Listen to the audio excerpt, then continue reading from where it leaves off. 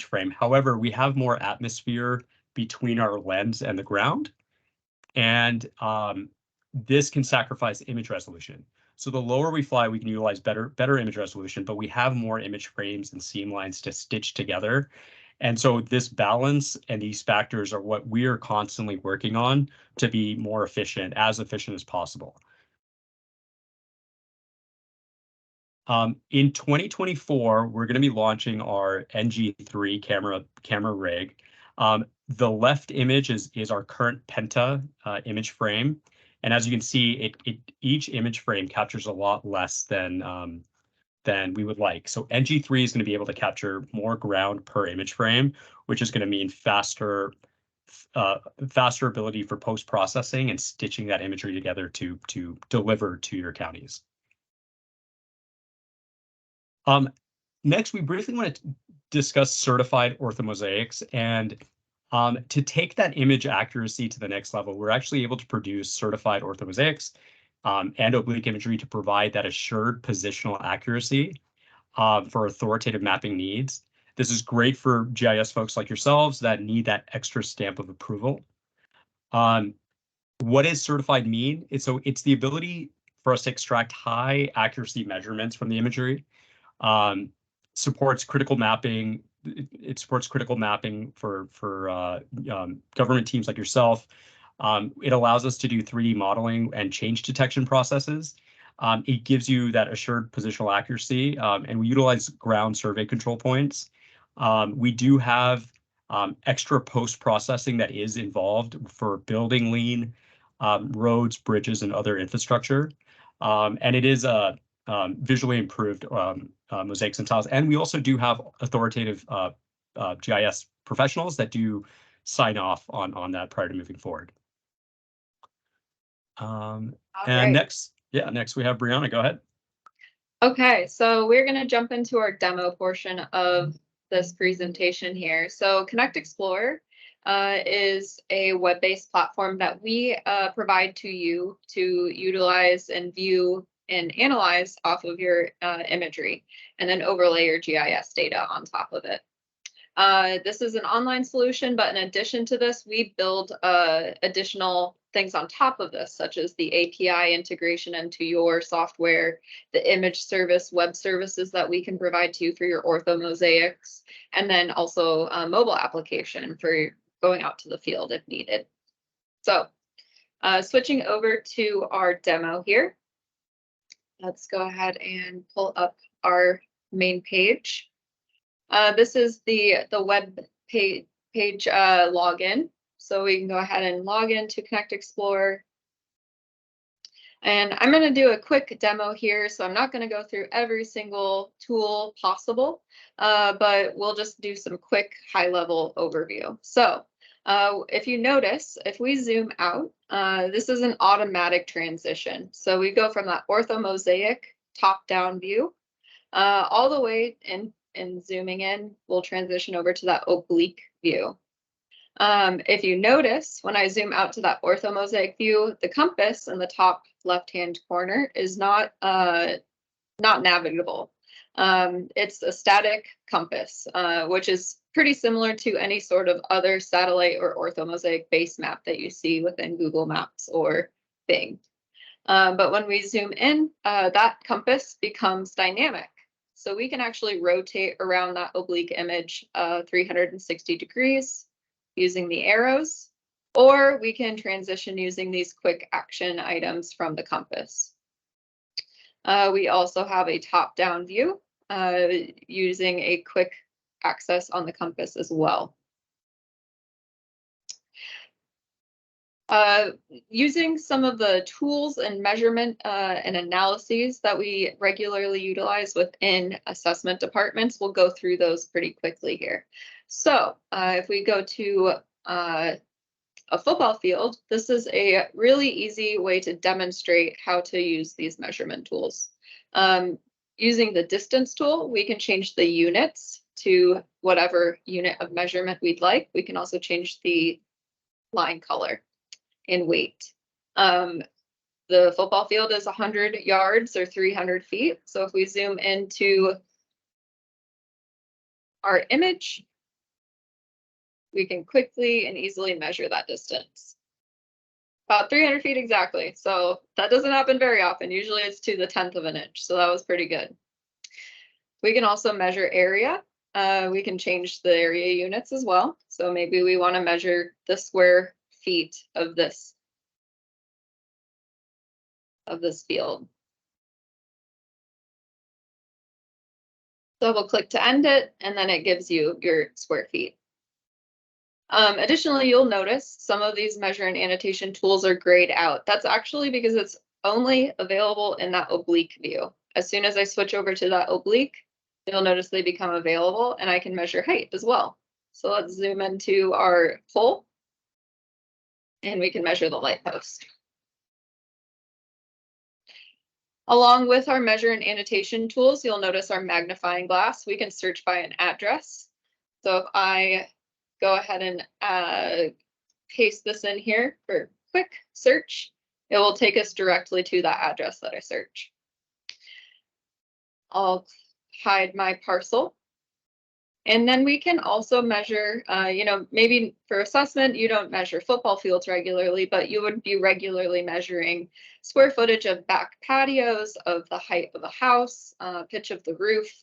But you'll notice within this particular area that this is kind of difficult to get to. So there's a fence line, there's a back canyon area, and then it's also really narrow. So you might not necessarily be able to see any of what's going on from the back if you were to go to a field appraisal.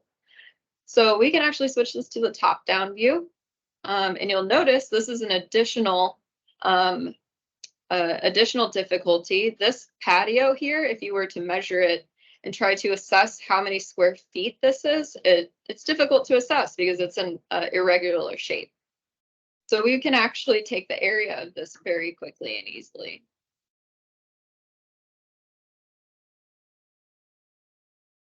And there you go.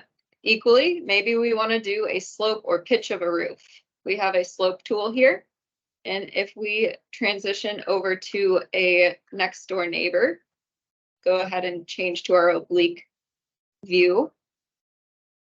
We can zoom into this roof here. It opens up this dual pane whenever I click on the slope. This is just how this the slope tool operates. Let's see if we can actually go back here. Refresh it. There we go. And you'll see at the top here, we have some easy instructions. So it says click the roof peak, click the eave. Same roof peak over here, click the roof peak, click the eave. And you'll be able to get that slope or pitch of that roof. And then lastly, we do have a similar to what you see here as a dual pane. If we go to a new area, you might notice that places, develop over time. That's one of the main things of assessment is assessing valuation, particularly for new builds. So if you want to be able to compare places over time or compare properties over time, we can do that very easily with this dual pane down here in the bottom right-hand corner. So you'll notice how this has changed and developed. And you can compare and contrast different image years. You'll notice for here, this one's 2021 imagery. You have the date stamp. And then you also have, you can go back to say 2019, because this is the imagery that we have available for this area. If I go to my top-down view and collapse this, I do also want to highlight, let's go back to our 2021 imagery here in our mosaic. Want it all stitched together. We also have GIS layers. So any GIS layers that you have available to you within your department, you can upload those and overlay them on top of the imagery. This provides additional insights. So if you use your identify tool, you can select, say I want to select this particular parcel and get some information about it. I can expand that and it will provide that information for the address and parcel ID. Any of the configurable data that you have in your attribute table. Maybe I want to select every single parcel along this property line. So I want to select every single one of these. It will pop up in the results layer here. I can also buffer around any of these as well. So say I need to create an address layer or an address mailer. I can buffer 50 feet and I can select every single property along this street. It will select all of these adjacent to them, and then I can export that quickly and easily. If you notice here, I can pop open my US parcels layer in my Excel sheet, and then you have your address mailer right here. Lastly, the thing that I do also want to highlight here within Connect Explorer is workspaces. So anything that you've done within your workspaces, whether that is a location, like in lat long, a annotation, like marking up the map and flagging something to come back to it, that will all show up here in your workspaces. And so you can actually save this as a project and then come back to your work the next day. Okay. So along with Connect Explorer, we also utilize, if we go back to our map or our PowerPoint here, we also have additional solutions offered with your imagery. So change detection is something that we utilize by comparing 2 different years of imagery capture, and it creates building footprints that notify you whether it's a new build, it's been modified in some way, it's existing, it's demolished, and then you are able to review those changes quickly and easily. It takes, your 1,000,000+ properties and funnels it down to only maybe a handful of them that have actually changed year to year for your appraisal. Additionally, we also provide a Connect assessment platform to review those changes. So this is an out-of-the-box solution and a workflow for you to be able to utilize your Change Finder project. And then you are also able to keep track of those additional untaxed value dollars that you found to, give an accurate monetary value of the return on investment that you've been able to utilize within this change. Additionally, we also have a solution called Sketch Inspect. So we use your imagery and compare that to your CAMA system, your actual sketches. And this will essentially scrub your sketches to ensure that they are 100% accurate to what's on the ground. This is great for if you know that there are historical inaccuracies within your CAMA system, but have no way of actually knowing where they are or where they came from. So moving forward, this would ensure that they're accurate and verifiable. And lastly, along with Connect Explorer and your imagery, you can integrate that into your software that you already utilize. So this is going to be any third-party integration. We have over 100 different software providers that we integrate into, whether that's assessment like yourselves, public works, asset management, GIS platforms, and then public safety and 911 CAD dispatch. Specifically for assessment integrations, we have over 35 different companies that we integrate into CAMA, and we regularly add and update these partnerships to keep pace with changing technology. So this simplifies your workflow by already having your ortho and oblique imagery already directly into the software itself. And then for those of you who utilize Esri, we have a ton of different Esri solutions as well. So we have the Web App Builder widget for your online web maps and apps. We have 2 plugins for your desktop, whether that's ArcGIS Pro or ArcMap. We also utilize REST services within our Connect Explorer platform. And then coming soon, we do have an Experience Builder widget that we will be releasing as well. Along with that, we provide image service URL. So if you have any software that you want to add your base map into, we utilize this image service link that you can add into as well. So I know we ran through a bunch of different solutions here for your imagery, but we would like to open the floor for questions and would really like to say thank you for your time today.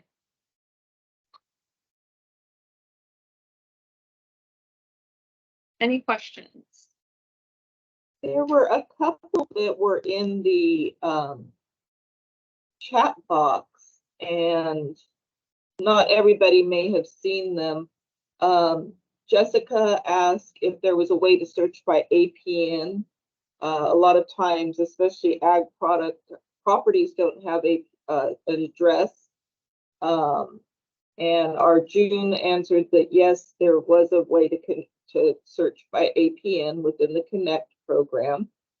Denise asked if it was a standalone product, which I believe was a part of the Connect program, and it does have an Esri integration. So both of those were answered.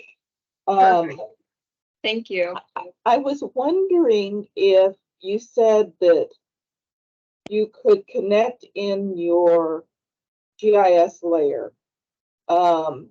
Is that connected in an active link, or is it something you would have to update periodically?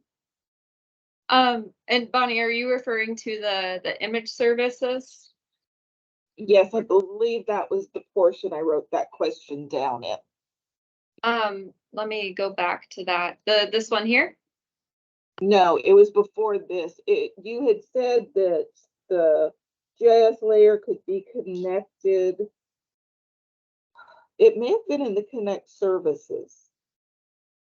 Brianna, do you want to showcase the different layers within Connect? Do you want to pull that up really quick? So Bonnie, to your point, you can upload different GIS layers that you do have, and we do have a REST service API. So if you do have that ability, then it will update automatically.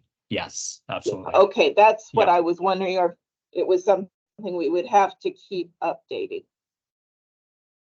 Yes. So if you upload a shapefile, then yes, you would need to regularly update that anytime that there's new changes. If you add a REST service or live service connection to the Connect platform, then that would regularly be updated anytime you make changes to that REST service on your end. Okay. How much control do you have? Is the symbology done in your program, or do you set your symbology in the GIS program? You have both choices. So if you upload it directly with us on our platform, then it would be controlled within the Connect platform itself. If you upload it using our uploader through Esri ArcMap, then it would take on the symbology of the symbology that was already within that map that you've configured. Are there any other questions?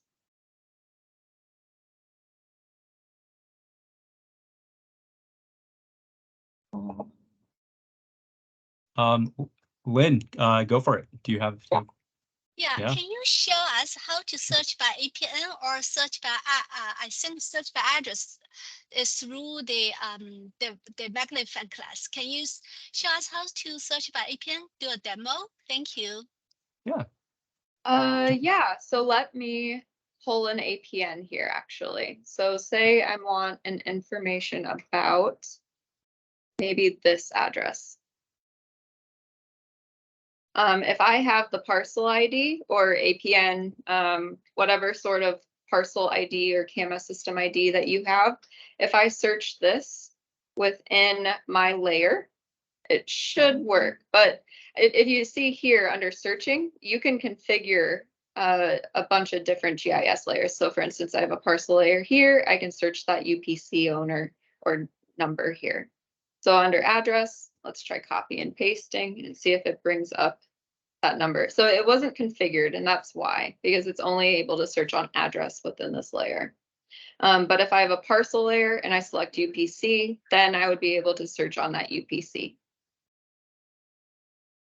Does that help answer your question? Yes, thanks. Yeah, no problem.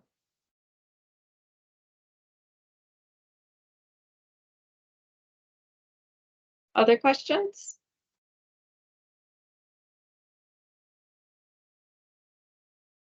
Okay. Nope, that seems to be it. Thank you both very much for your presentation. Very cool. Yeah. Yeah. Yeah, we've got like just 7 minutes, so I think if Lucianne and Alex are ready to do their presentation, we'll go ahead and get them started. Okay. Yeah. Thank you so much for your time today. Yeah, likewise. Yeah, thanks again. Thanks everyone for having us.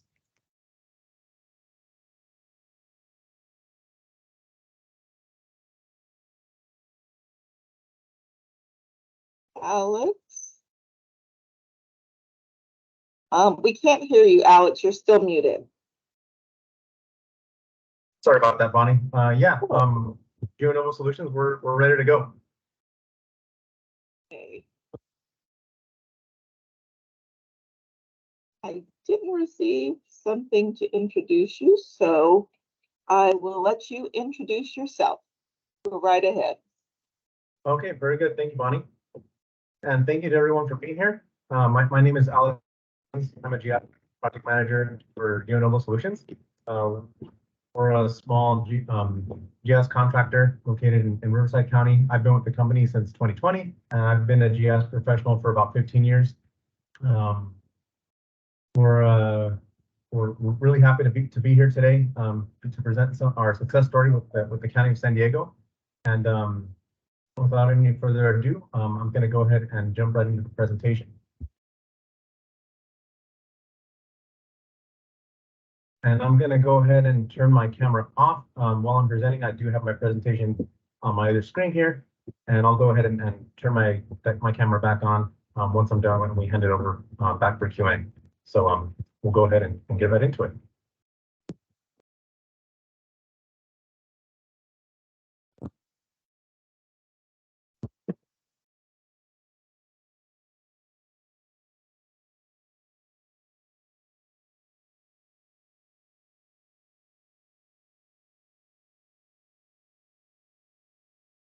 And can okay, get maybe a thumbs up or some kind of a confirmation?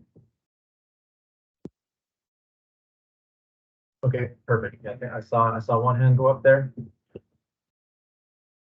Okay, perfect. Yeah, looks like we got a few people raising their hands. Okay, so today GeoNovo will be presenting our success story of migrating and modernizing the annual tax rate area refresh for the County of San Diego Assessor's Office Mapping Division. Next slide. Brief overview. We'll just the presentation will cover the following topics on the meeting agenda. So first, we'll provide a brief introduction for the San Diego Assessor's Office Mapping Division and GeoNovo Solutions. We'll provide a brief project background, describe some of the challenges with the legacy refresh, the migration and modernization process, compare and contrast the legacy process versus the new process, and then we'll wrap it all up with a nice conclusion. So a brief intro for the San Diego Assessor's Office. County of San Diego, the second largest county in the state by population, serving a little bit more than 3 million residents. The mapping division is made up of one division chief plus 14 mapping staff in various positions, plus 5 non-mapping staff. In 2022, the County of San Diego fully migrated to ArcGIS Pro and the Parcel Fabric. What that also meant was no more access to ArcMap and legacy tools.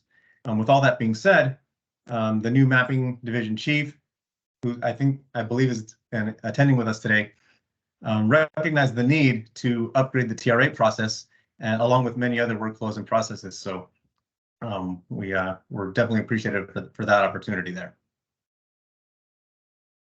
Brief intro for GeoNovo. We're a small woman-owned business focused on providing GIS solutions and professional services. We were founded in 2014 and incorporated in 2018. Our headquarters are in Murrieta, California, so Riverside County. We are an Esri business partner and also recognized as one of Goldman Sachs' 10,000 small businesses. And although our headquarters are in Riverside County, we do realize many of you are attending from different parts of the state. We have provided services throughout the state of California, including Southern California, the San Francisco Bay Area, and much of the Central Valley. A brief project introduction. The TRA refresh is an annual process run by the County Assessor's Office Mapping Division. The following definition, just as a little bit of background, is the definition for tax rate area as provided by SanDisk from their publicly available data portal.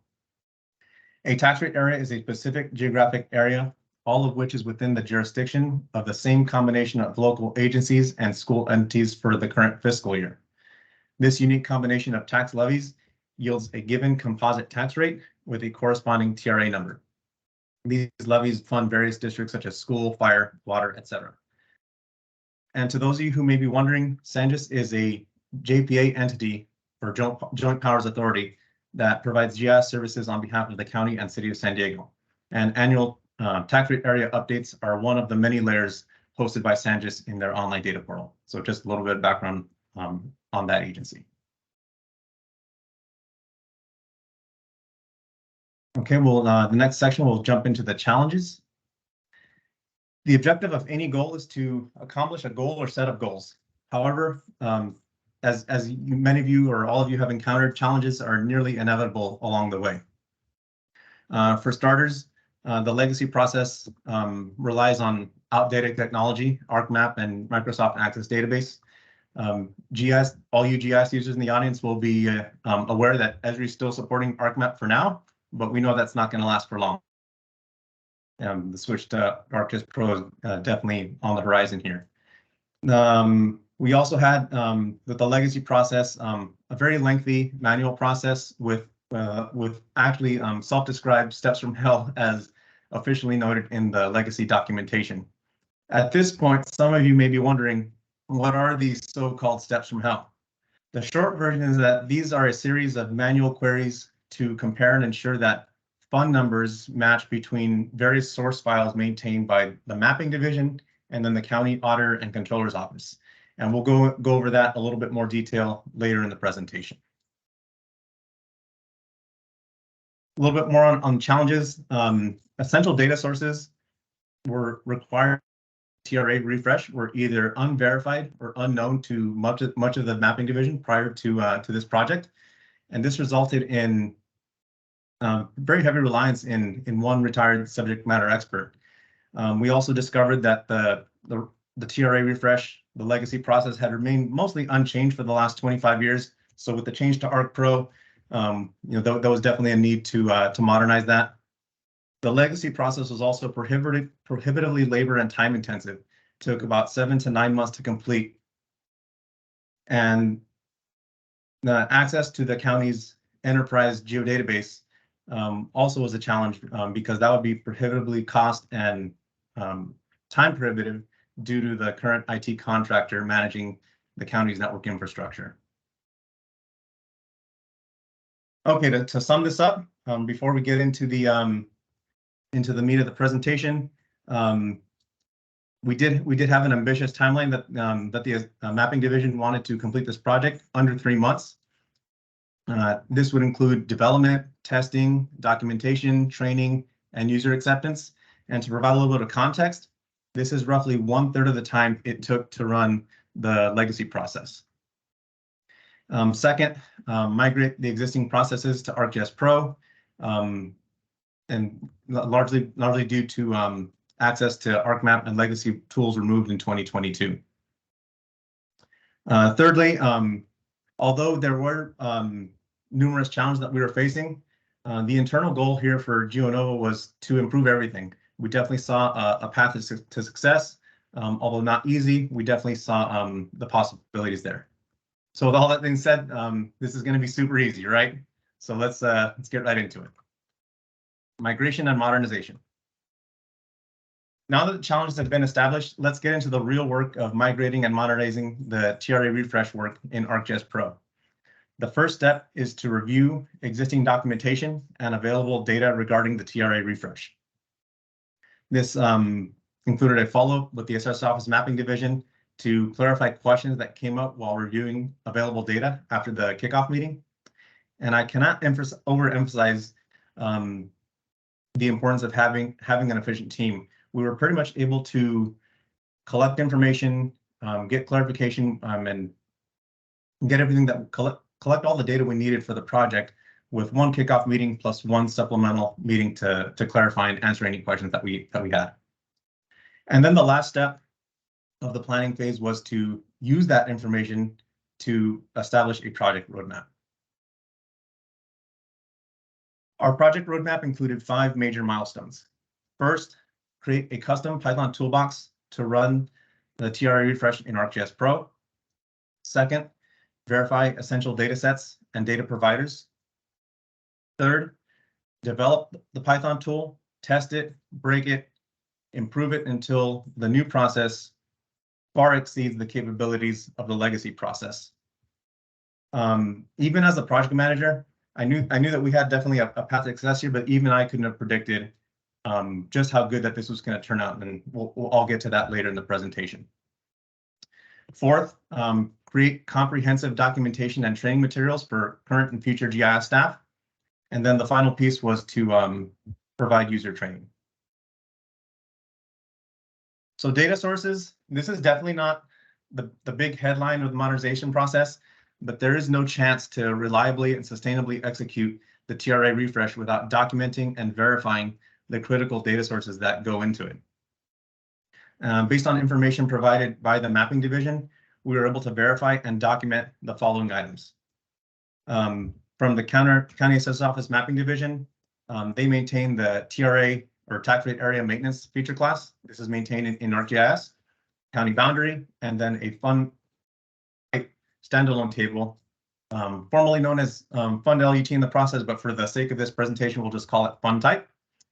And the county auditor controller is responsible for producing a text file or 2 text files that contain the fund name information and the fund tax rate area information. And we have some screenshots here, just kind of a little preview of what those look like. Data sources are so important that they are the first item listed in the documentation after the introduction. For any assessor's offices migrating old processes or simply trying to work more efficiently, learn and understand your data sources. We cannot overemphasize how important and beneficial this is. And for those who are just getting started with GIS, we can definitely help you out too.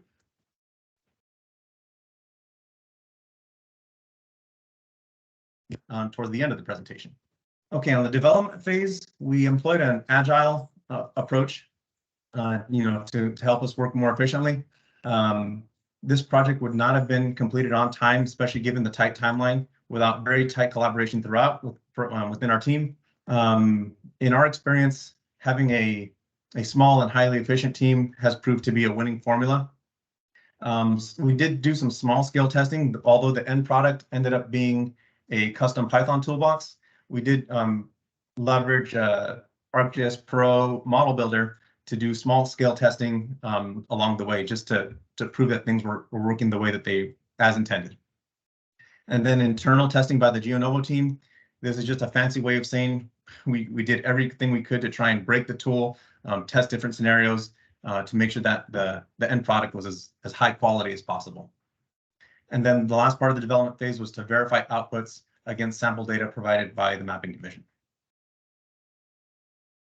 Based on available information, it was determined that a custom Python toolbox was the best solution for this project. The tool would have to successfully migrate the TRA refresh from ArcMap into ArcGIS Pro and completely eliminate the need for ArcMap or Access databases. The tool needed to have flexibility to write to file geodatabase to meet the current project timeline and write to a SQL enterprise geodatabase for future use. Ideally, the tool would also auto-generate tax rate area data for the assessor's office and for SANGIS. That's the JP agency that we mentioned earlier that supports the city and county of San Diego. As for documentation and training, the lack of experience with the TRA refresh among the mapping division team was one of the major issues that needed to be addressed. So documentation was definitely a priority here. For this, it is a valuable tool to resolve the current issue of just having multiple people be knowledgeable about the process, and also provides a living document that can be revised as technology changes over time. And just for a little bit of context, this tool was produced using ArcGIS Pro 3.1. The process was mostly unchanged and unknown to mapping division staff for more than 25 years.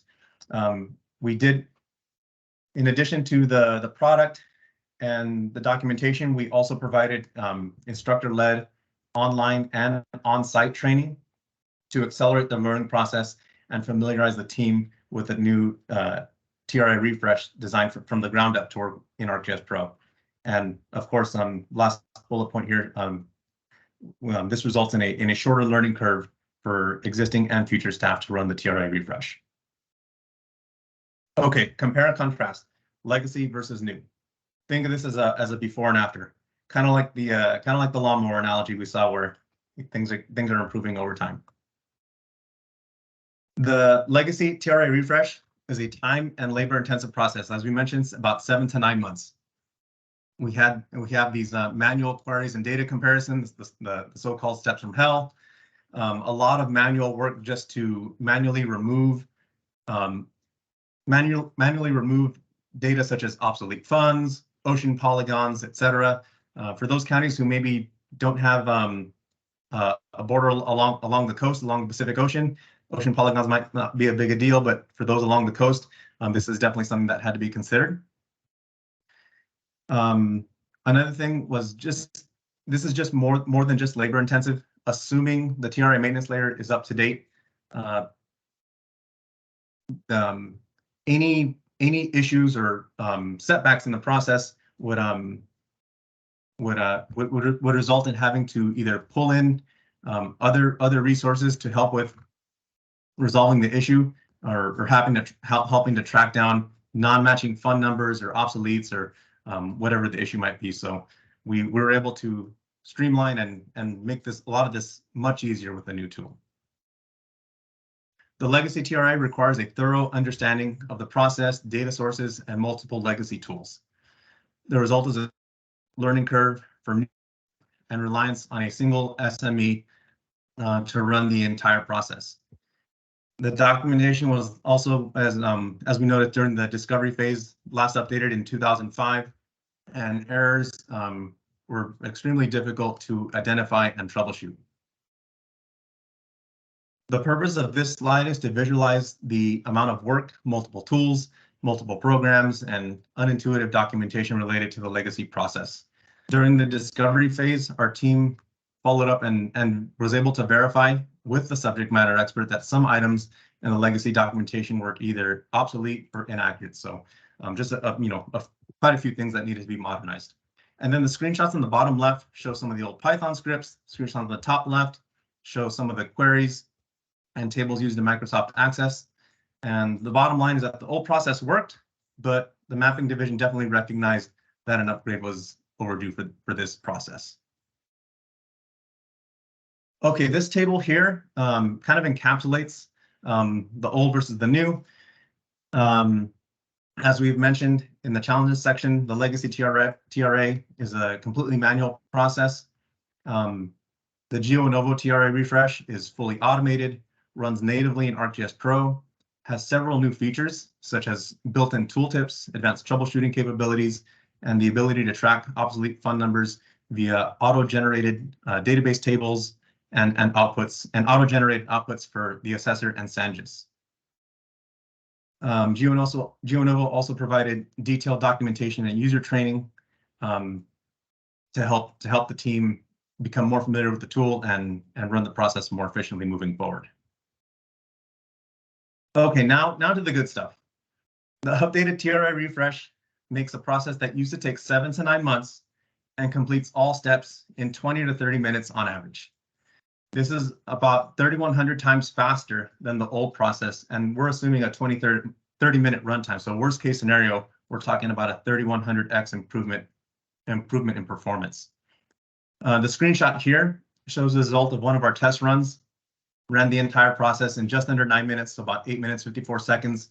Although we have had instances where we have run the tool in as fast as just over 3 minutes, a little bit under 4 minutes. But this is a nice example of a real world run using the full data set and in ArcGIS Pro. The updated TRA refresh, one of the huge benefits is that it's so easy to use. It can literally be done in 3 easy steps. Acquire the data for the TRA refresh. Step 2, populate the tool parameters. And then step 3, verify the results when the tool is done running. And a tip, this is more related to performance for those of you who may be wondering, how we got the performance to improve so dramatically. A relatively clean computer goes a long way towards improving performance. Fewer applications installed or running resulted in faster run times, even on computers with relatively less computing power than other machines. More benefits. All analysis and geoprocessing in the new TRA refresh is automated and done behind the scenes.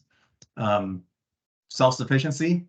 We went from where we had one person that knew anything about the process to now any GIS analyst in the mapping division can run the entire TRA refresh.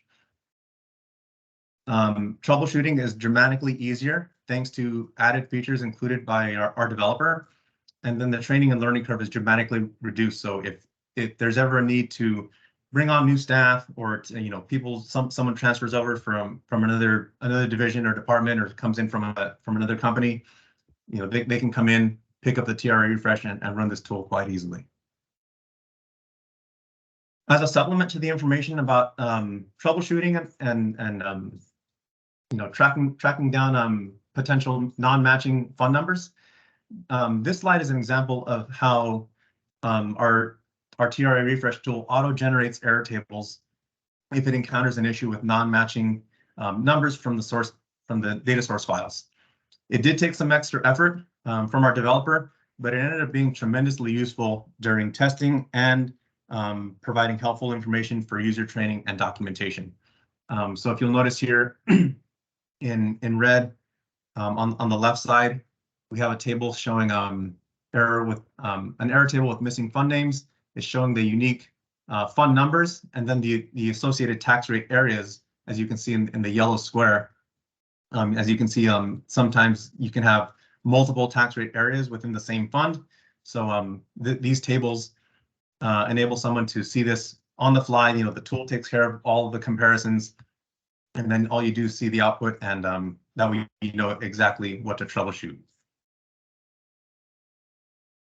We previously showed a slide highlighting how easy it is to run the new TRA refresh. Based on information from the mapping division, auto-generated outputs create TRA districts for the assessor's office and SanGIS. This includes naming conventions and unique data requirements for each set of feature classes. And we can see that here on the screenshot on the right. On the left side, on the left picture here, we have the assessor TRA deliveries.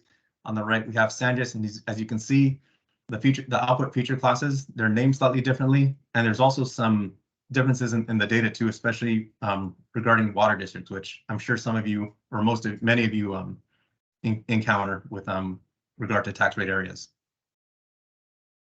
Documentation and user training provide useful step-by-step instructions, screenshots, and helpful tips to assist users with the new TRA refresh tool. Okay, we're getting close to the end. Keys to success. First and foremost, identify project champions. I think having the mapping division team, and particularly the division chief behind us, was huge, for the success of this project. Clearly defining the project goals. That was definitely helpful to provide direction for our GIS team, for our developer, and just gave us a clear goal to get to. And I think this is especially important for public agencies. Don't be afraid to work from a clean slate.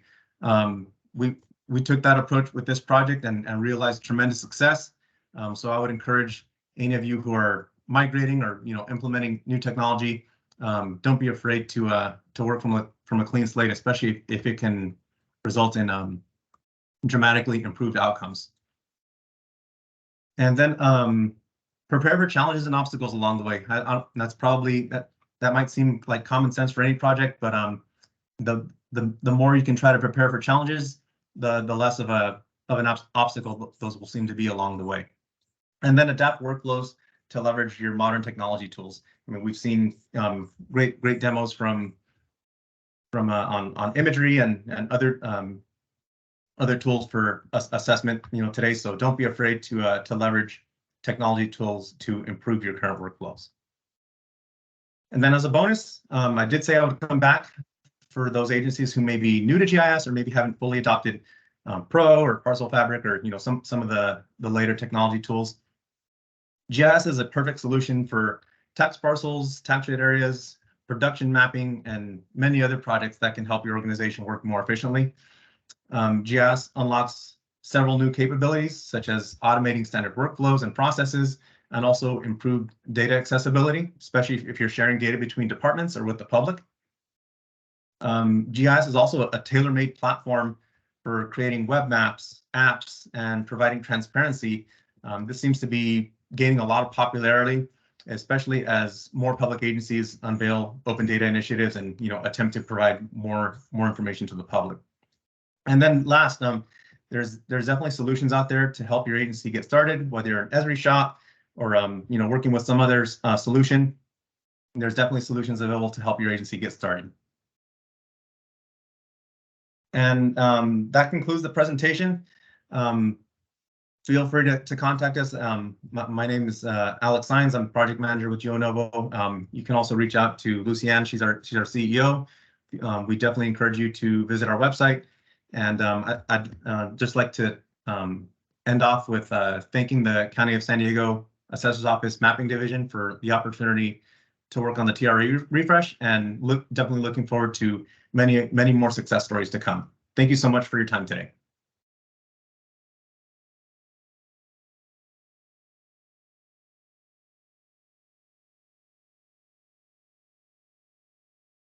Thank you, Alex. Looking to see if anybody put questions in the box here. I don't see any.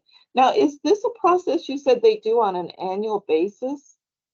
Correct. Yeah, the tax rate area refresh is an annual update based on the tax rate area maintenance layer, and then the fund numbers that are generated by the County Auditor and Controller's Office for fund names and fund tax rate area.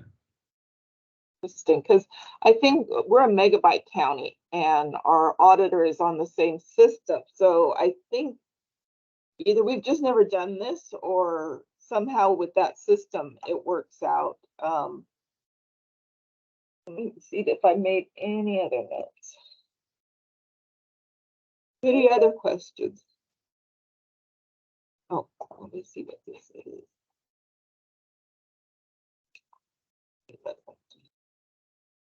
Lynn, you have your hand up. Did you have a question?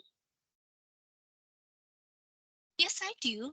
So I was wondering how those TRA updates related to Board of Equalization. It seems that we received the TRA layer every year from the BOE.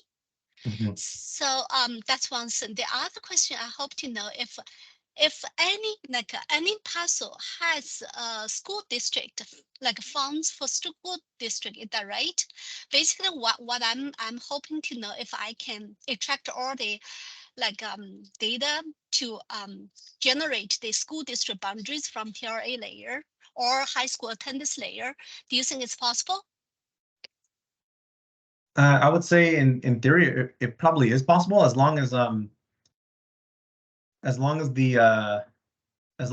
boundaries for each district in the TRA maintenance layer are an accurate representation of those school districts, or other districts, could be water district, sanitation district, what have you. Sure, and it certainly seems possible that that those boundaries could be generated in that way.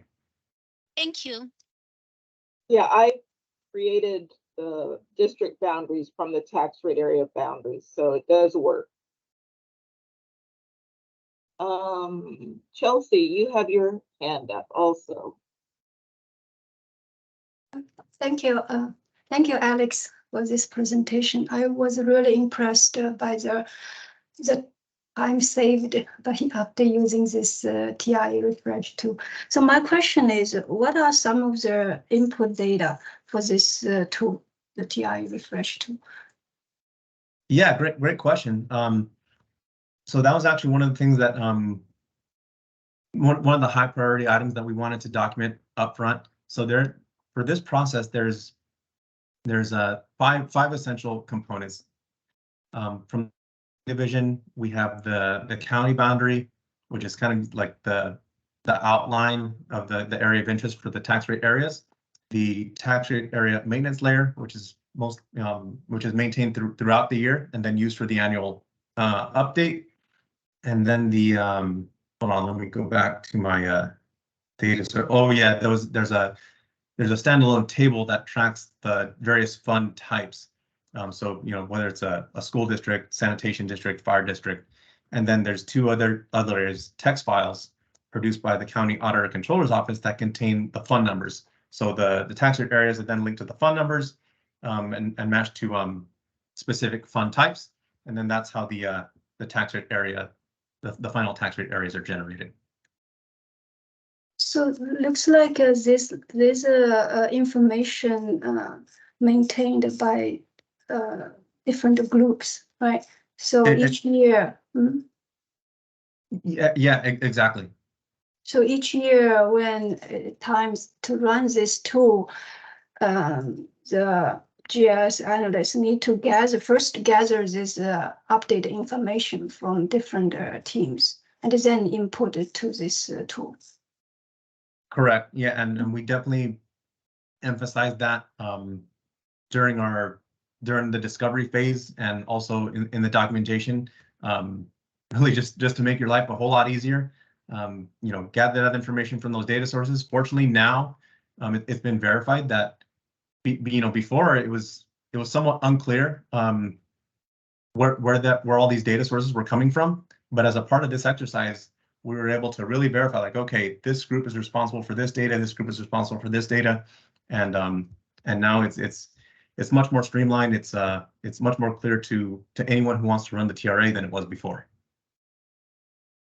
Thank you, Alex. Thank you for your question. Appreciate it.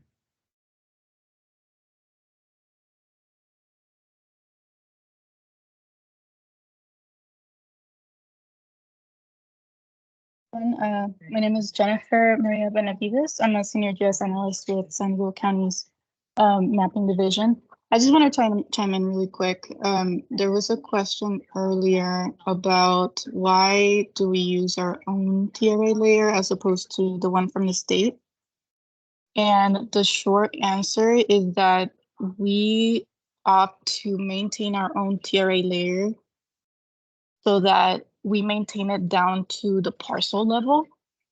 If you bring in the one from the state, you may see the same data replicated in it for the entire state, but there's always questions on areas where you have school district boundary, for example, was mentioned earlier. Those are not those have funds that are not lookalike. So one school district is completely different from another district. So we pay attention to that when we make parcel changes. Since the funds are not lookalike, we want to make sure that we're not splitting parcels that shouldn't be split based on funds that are not lookalikes. So that is why this layer is super important for our office when it comes down to parcel maintenance. And the process that Alex has automated for us has made it incredibly faster, such that whenever we close a roll, we're able to run the tool the day after we get the files, and we're able to publish this layer so that all agencies are able to see the new TRA numbers, because as you guys know, sometimes they get changed, they split, they merge. So, this is really important information for agencies beyond the assessor's office. Maria or Alex, whichever one can answer this. Does this include for the different funds the percent of the tax rate area that agency receives from that particular area? The files do not. So if somebody had a question like that, they would reach out to us in the mapping division and we would be able to verify what those are. So the funds themselves don't get published. What you see instead of the fund number is the additional layers that are produced.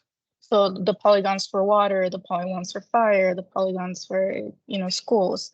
So we do keep that restricted to within the county, but the public is always, welcome to ask that question to our office. I'm looking at doing some cleanup on ours because we have districts, well, one especially that we never implemented. And so our tax rate areas don't match the BOEs. And they've taken it out of the tax rate areas, but they need to be cleaned up so that districts that have the same entities getting the same percentages can just have one tax rate area. And I was wondering if this process had looked at that. I'm sorry. Can you repeat the last part of that question, Bonnie? I was just wondering if your process was looking at any of the percentages, because we wouldn't implement the one irrigation district's tax rate areas because they had not given us actual boundaries. They basically taken a marker pen and a map and drew a line and didn't care if it went across parcels. They eventually withdrew from the property tax system and sent their own bills out. And so we've got those tax rate areas still on the BOE's records that aren't actually in practice, and in some cases match another tax rate area that could be used, and that one cleaned off of our books. So yeah. I'm sorry, go ahead, Jennifer. Yeah, I think I understand what you're saying. So I know that, just for context, I've been at this office for about 3 years, but our SME had been here for 20 plus years, I believe. And I know that he put a lot of work and research into documenting the TRA boundaries from older maps. So that has helped our office maintain including really old boundaries and TRAs that never change. And so for us, due to the work that was put into that maintenance layer, we would, if it was of interest to our office to calculate like the percentage of different TRAs within one parcel, we could. So I think for you, if it's conflicting, when you first look at the data, it might be worth, if you have documentation on old TRAs, to try to document those. It just goes back to what Alex mentioned earlier about understanding your sources. So, we're lucky that we have he's a retiree hire actually, and he's been able to help us through this process. Yeah, I've created GIS layers of the districts that are not implemented, so I can see if that's the difference in 2 layers. Where I have to go is to the auditors to find out, okay, are these actually equivalent tax rate areas with this one removed, or has something else happened in the meantime? So it sounds in this case, Bonnie, like you may have an irrigation district in this case, in this particular scenario, that's a known, well, I'll just, to use the San Diego term, it'd be a known obsolete tax rate area number. So with this tool, you can actually, if you know that number, you can just enter it in the tool and it'll automatically disregard that number when it's building the tax rate areas and doing the comparisons, from the source data. So you don't even have to worry about that. All you have to do is the number, put it in a table. So no coding, no changes to the, to the script of the tool are required. Just know that number and then hit run. It's that easy. Yeah. What I'm working toward is sending it to BOE and getting them off of even our tax rate area list. Yeah. Because a part of our parcel fabric project was realigning everything, and with that, I also need to send them a new layer and say, okay, we've realigned it. Here's where the tax rate boundaries are now. And if we can do it with what we actually use instead of the extra ones, it would be helpful. So everybody's using the same information.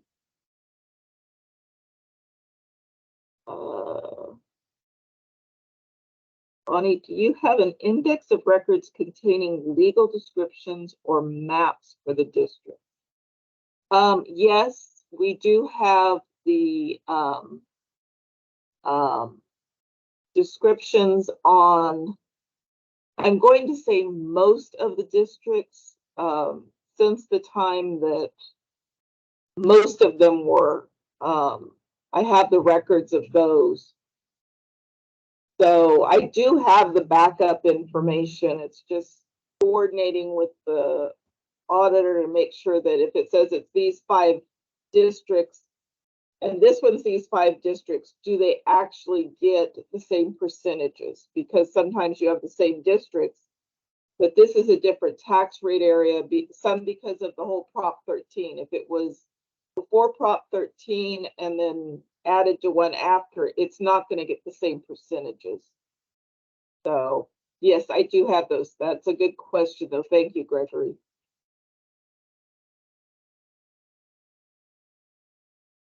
Are there any more questions or comments for Alex?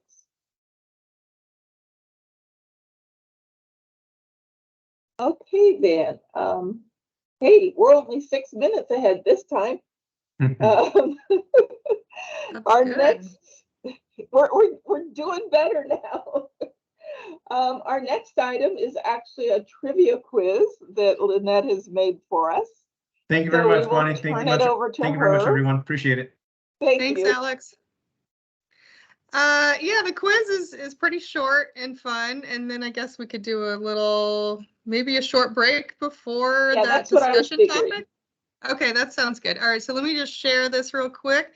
This will be as soon as I browse to it. Okay, so let's do this.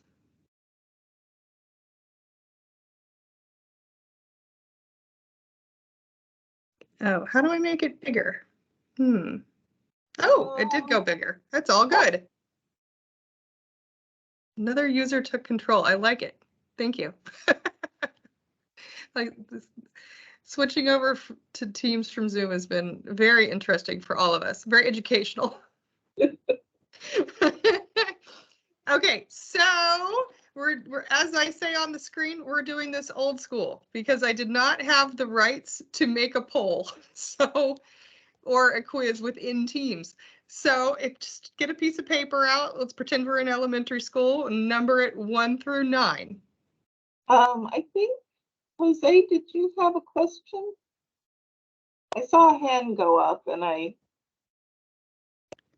No, my chat thing is lit up, but that just says, oh, great input, Jennifer. And no, it's all cleared out. No, he didn't have a question. I guess he just was stretching virtually. Okay, so get your paper out and we're going to only do 9 questions. There's 3 on each slide. And so here's the first 3. There's only 1 right answer for each one. So just can't argue about it. We can certainly argue about it after. That's my favorite part of this. Usually when we're all together and we get to join in little teams, you know, and then present your answer. So just pretend you're having that kind of fun now. So okay, everybody pretend to be having fun. So how many counties are in California? 47, 58, or 57? And number 2, one rod. Is supposed to be showing this on the screen, or are you just reading them? Oh, it's not. Is it not showing for everyone? No, I'm still seeing the initial screen. Oh, it advanced for me. I don't know. I can go back. That's screen 1. On my screen, Lynette, there's a 1 out of 9 and an arrow, and you can navigate forward and you can see the questions. Oh, we each can do it ourselves? What? That's weird. I don't see any of that. I'm sorry. Oh my gosh, you can see all the slides? Okay, well, don't look at the ones with the highlights. Those are the answers. Okay, go to slide 2 then. I'm on slide 2. I don't know why it doesn't show that for everyone.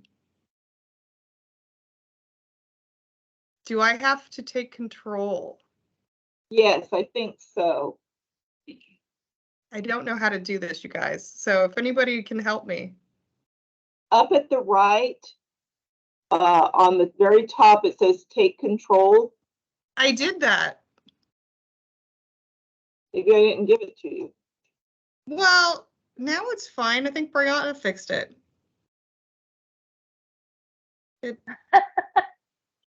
Did you? I think I did, Denise. I clicked on my screen and it moved, but then I shouldn't be able to I do had to click on mine separately. Oh Yeah. my goodness, you guys. I don't even have my own quiz anymore. I don't know where to even find it. Where do I go?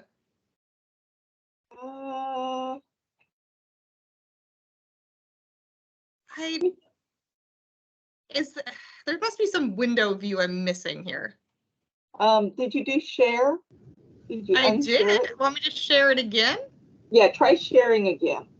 Oh my goodness. Maybe this will take 20 minutes, you guys. Okay, so we're going to open the file again. I'm going to say replace. It says it already has the file there. There's probably 3 copies of this. Okay, so here it is. I can see it. Can you see it? Yeah, and it's kind of on small. The first screen. What? And I'm still being able to move. Okay, well, why don't you just advance it to do screen or question page 1 of the questions, which is 3 questions. Answer those yourself. And so on and so on. Do you want me to read them? Or is everyone's in a completely different spot now, probably. Okay, so go through questions 1, 2, 3, and then the 4, 5, 6, and then the 7, 8, 9, and let me know when you're done. Because slide 6 starts the answers.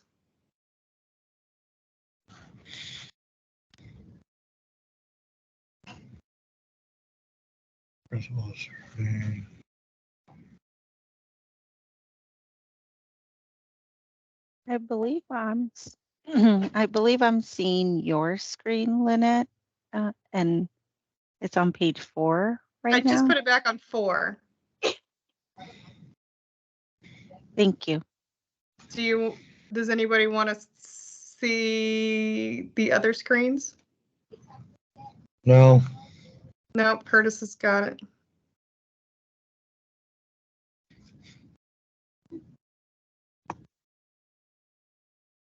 Shall we move on to answers? Hold on. Okay. Not yet.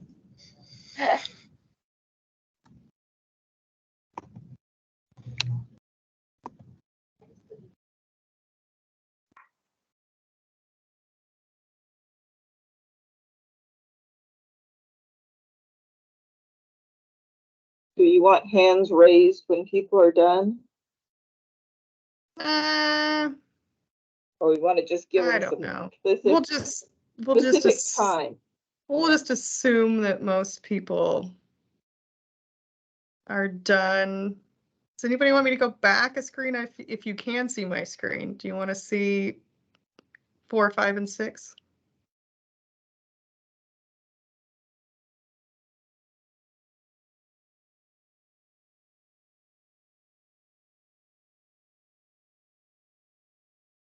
Okay, let's just move. I think we're ready for answers on page 1. I'm going to do it. So we'll just read them for fun. Let's see. We'll just. Eva, did you have a question, or are you just saying you're ready to move on?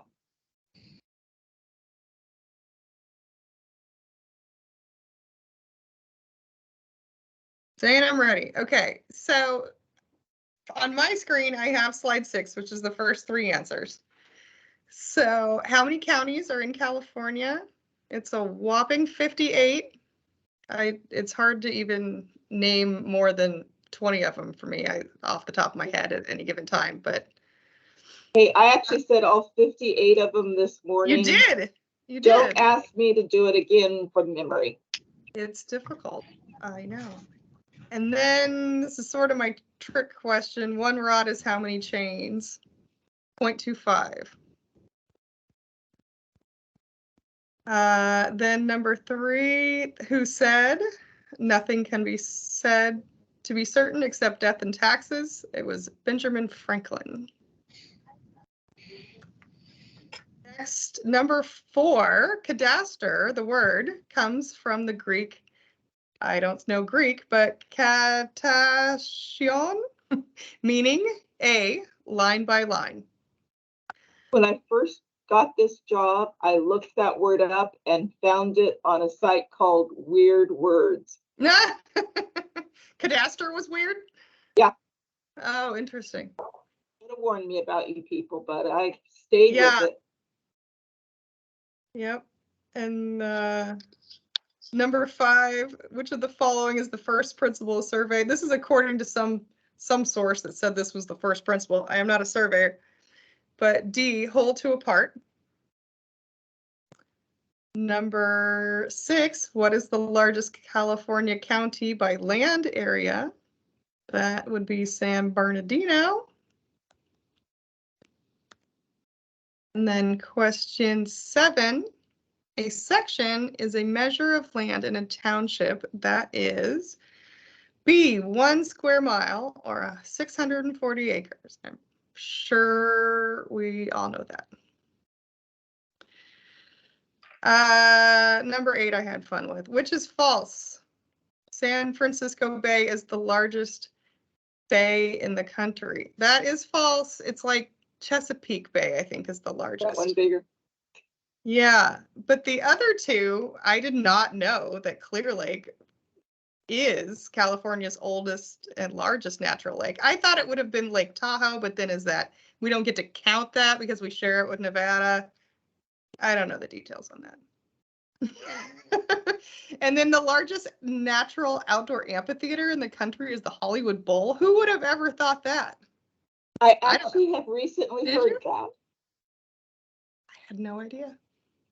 I wouldn't have said it was a natural amphitheater, but well, there you go. I guess maybe so. Like Red Rocks isn't a natural amphitheater. I don't know. We have to research these things. I don't know. And then let me go back. Oh, you didn't do your 9th, which was 9. It's there. I had to go back. I accidentally hit the button. Okay, so number 9 is my joke question. Whose tree is this? This is, the call we all get all the time. Whose tree is this? Whose fence is this?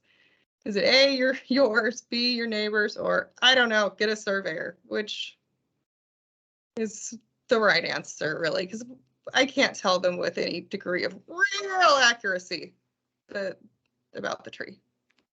It's definitely C. Which is something with our aerial photography and GIS we need to get really in the habit of saying. Even with our better map, I am not going to tell you that that's your tree or your neighbor's. Of course, you can make that decision yourself depending on the state of the tree and if it's just fallen on the other neighbor's house. It's your neighbor's then. Oh, I like what Greg said. Get it surveyed. GIS stands for get it surveyed. Very good. We need that. Can we get that printed on shirts for next year? That sounds, I like that. I really like that. Oh, and then here's some scores. 8 out of 9 from Matthew. Yeah, let us know if you got them all or what you got. That's all I have for your entertainment. Well, that was fun. We'll take a break and meet back here at 3:20. And if you have tips or tricks or just discussion items you'd like to bring up, Jesus and I have one if nobody else does. So we will meet back in about 12 minutes, give or take. Sounds great.